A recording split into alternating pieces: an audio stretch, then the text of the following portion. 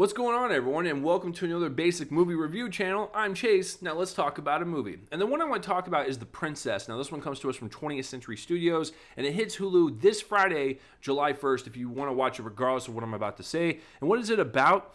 When a strong-willed princess refuses to wed the cruel sociopath, she is kidnapped and locked in a remote tower of her father's castle. With her vindictive suitor intent on taking her father's throne, the princess must save the kingdom. So, going into this, I didn't know what to expect. I don't think I saw a trailer for it, but I knew it was dropping on Hulu very, very soon. And so I had the opportunity to watch it early, and so I was like, well, let me just give it a shot. It kind of reminds me of like the Kingsman movies, and I like those movies. It kind of has that, it looks like that style. And so, I watched it, and yeah, it's fine. I think it's a decent time.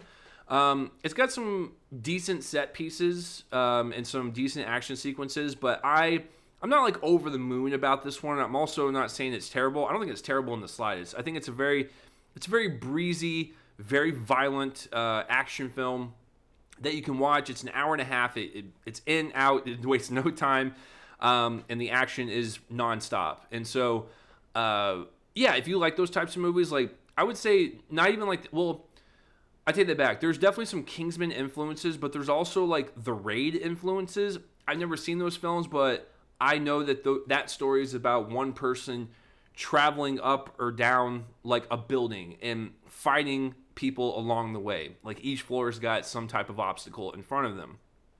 This is kind of the same way. She starts out from the top, she goes to the bottom. Only to rise to the top again because she is defending her kingdom and she might take the throne. That should have been the tagline. She starts at the top, goes to the bottom, only to go to the top again.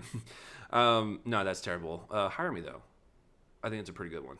Anyways, so with this one, I will say, like I said, it had some... it had some energy to it that definitely like made that 90 minutes fly by really quick for me. And I like the action sequences, and that's all we really get. And we get some story beats here and there. It kind of is on a wash, rinse, repeat type of cycle where we get an action sequence, then she's in a room and we get to see a flashback of like her being trained as a kid and like how she's not going to become a warrior, but she keeps pushing herself to do it because it's what's in her heart, and all that stuff. And so we get a little bit more of her backstory and a little bit more of her character and her headspace. And so that's kind of what the movie is.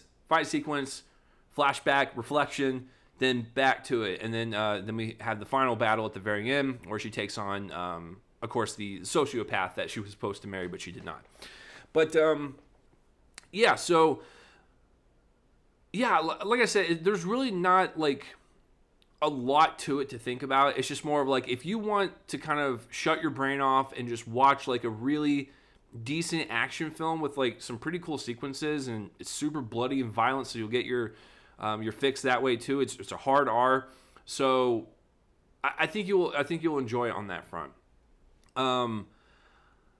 What I noticed in the action sequences is that they definitely took some influence from the Kingsman films. The camera work is fluid, it's kind of kinetic, and really just kind of like moves with the characters. It kind of, pushes in, pulls out. It pans really, really fast, and it kind of has like this personality of its own, and really kind of highlights the choreography a little bit more and make it a little bit more brutal and intense. And so, I enjoyed it from that front. It really adds a unique style to it.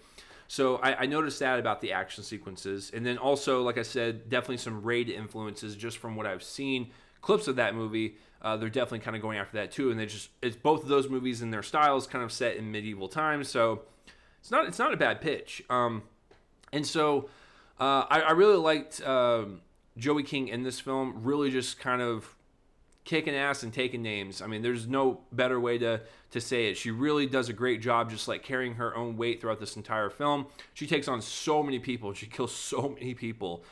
She is an unstoppable warrior, that is for sure.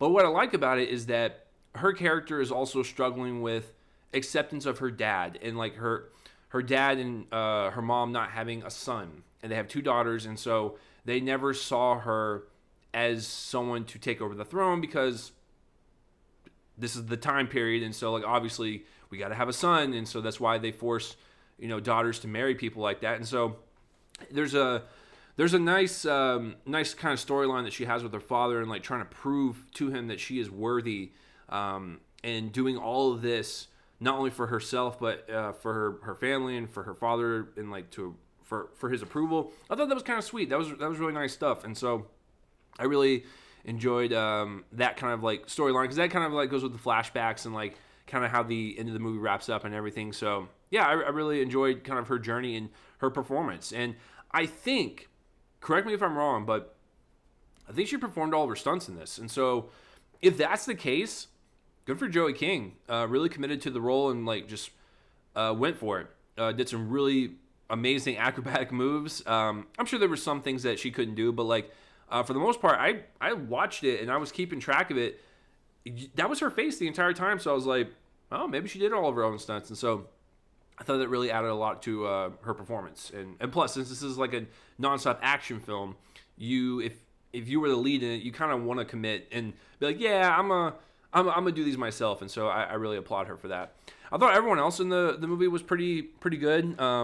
When the villains were menacing, they were menacing.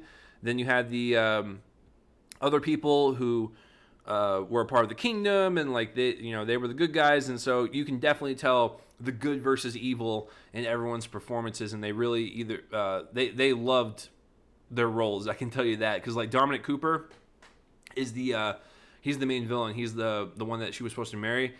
He's great in this. Like I always like his appearance in movies. He just has like this devilishly like delicious like type of performance where you're like, I'm scared of you, but like also like I might want to have a drink with you. So yeah, I liked his performance quite a bit, and all of his henchmen and all that stuff. And so yeah, everyone, I think the most thing I admire about this film is that everyone was having a good time.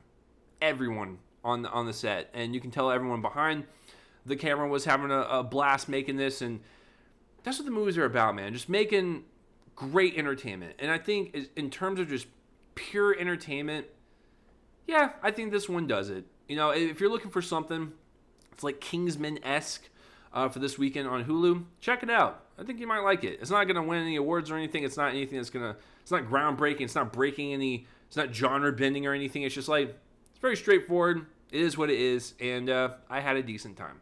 So what do you guys think of The Princess? Comment down below whether you liked it, loved it, hated it, all that stuff. And that will do it for this review, guys. Thank you for joining me on another random movie review channel. I'm Chase, and I'll see you guys for the next one. Bye-bye.